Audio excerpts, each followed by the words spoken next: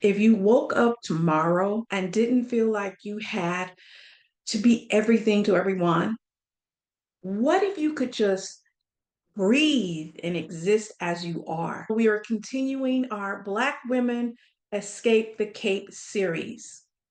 And we're going to be talking about releasing the burden of perfectionism. One of the things that many Black women growing up, we're taught that we have to be perfect. Sociologists refer to this as respectability politics. These concepts of being perfect, the perfect Black woman, the perfect Black person, perfect Black minority, how harmful that is to mental health and personal growth. Now, I am not a mental health professional, so I won't really be getting into the mental health part of it, but I will be talking about the personal growth part of it. And the reason why I think it's important for us to talk about letting go of perfectionism is because I think that it's hurting us.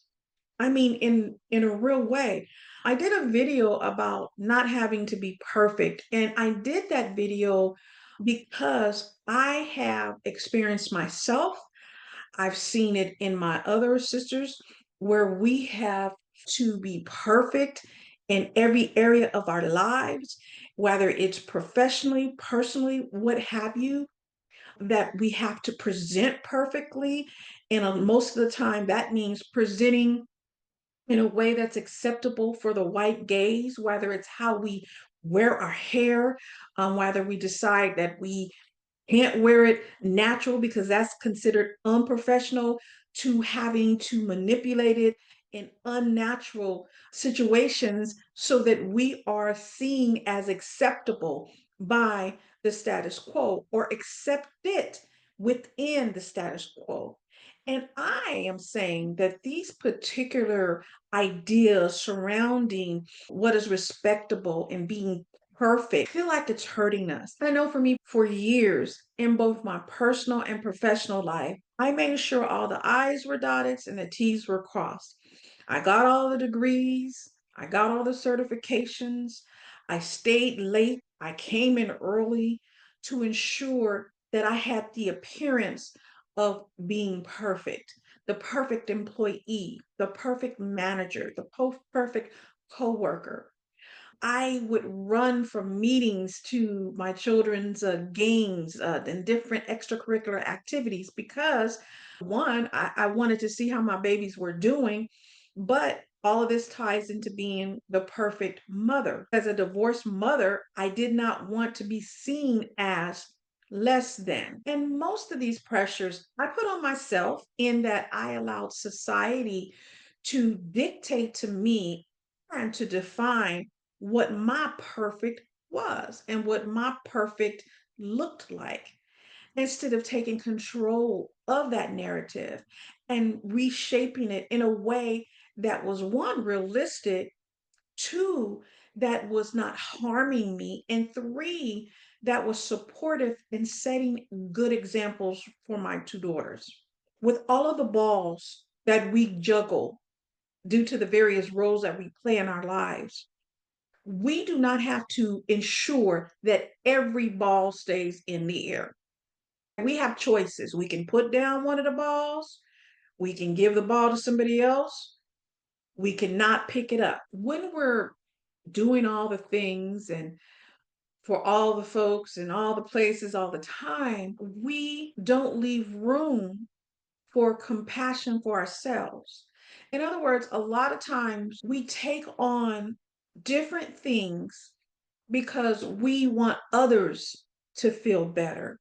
We want others' needs to be met. And I think it's a good thing. So I don't want you guys thinking that I'm saying it's a bad thing. We are just some of the best people on the planet. We love hard, we care hard, and our love shows up in the things that we do and say and how we support people. But what I'm proposing is show ourselves that same compassion that we show others.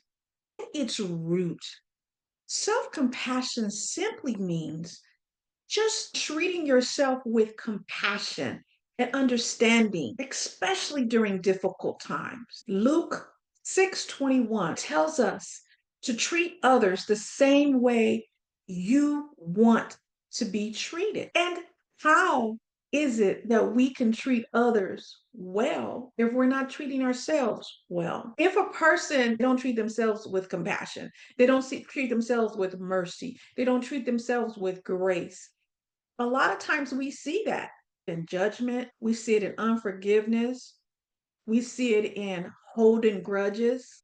Is that person a bad person? Most of the time, no.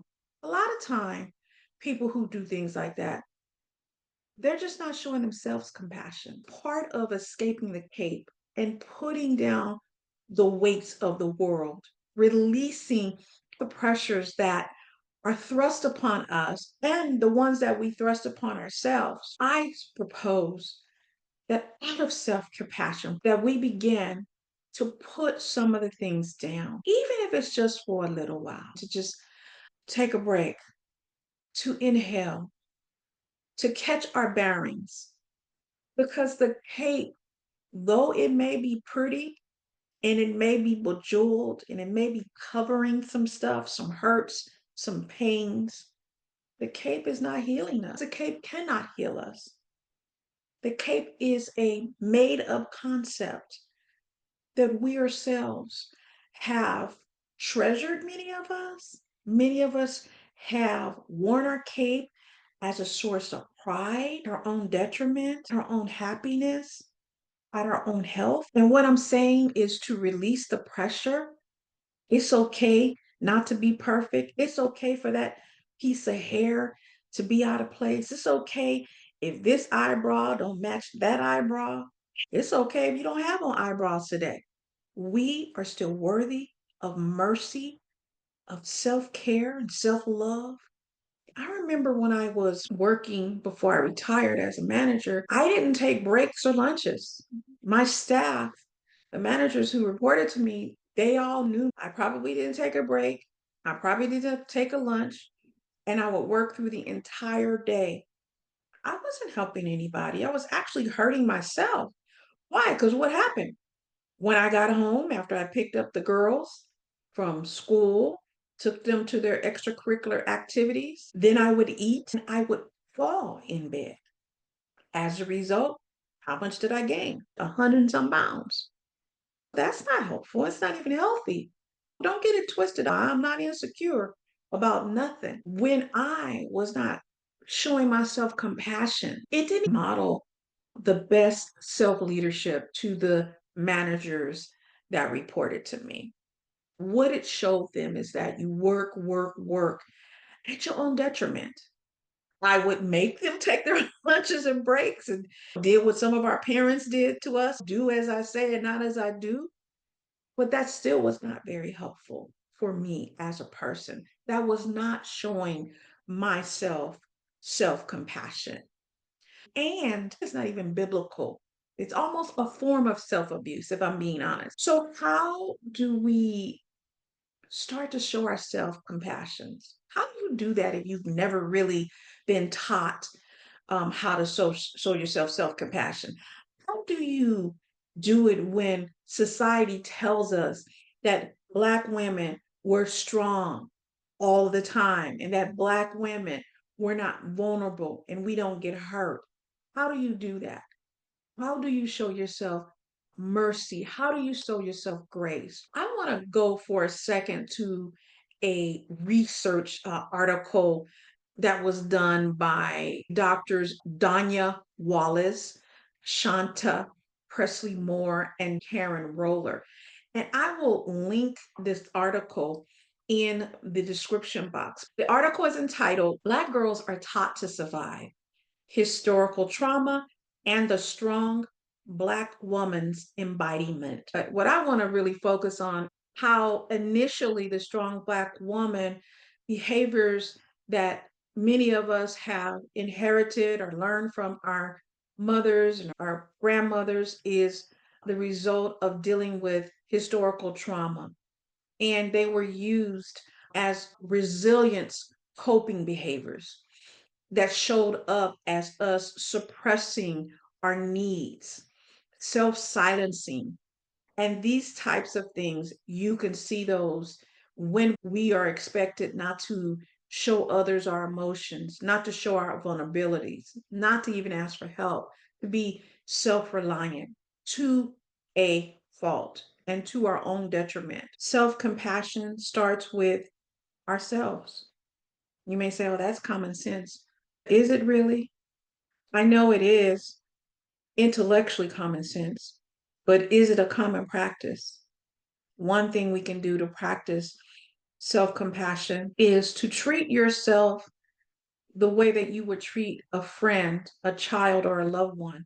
When you make mistakes, instead of negative self talk, I should have did this better, I should have had it all together, why didn't I know this, why did I know that? How would you respond to your best friend who came to you for support, or your child or loved one? How would you respond to that person? How much love would you show them? How much care would you show them? How much compassion would you show them? And do it without thinking. For some of us, it's something we got to learn. I had to learn to be compassionate to myself without feeling guilt. And I'm still learning it. It touched my heart the other day when I was speaking with my oldest daughter, who told me that she was not going to take on an additional activity because she just needed some time to herself. I thought, yes, she's learning early. My youngest one will say, you know what? I can't talk today. My social battery is a little low. I didn't even know what that was, but she taught me that. So the fact that my girls are learning that their self care is important and it begins with self compassion and self love. Sometimes we just got to say goodbye to some stuff, just let some stuff go. It's okay to let some stuff go. It's okay. Do it. Do it for yourself, do it for your kids. So I challenge you, what is one area in your life where you feel the most pressure? And what can you do today to release some of that weight? All right. Take some small breaks from your responsibilities this week and practice being kinder to yourself, even if it's just a few minutes a day. And let me know in the comments how it went. Until the next video, take that cape off, girl. Leave it off, burn it, whatever you got to do. Don't put it back on. Let that weight go. Love you. Talk soon.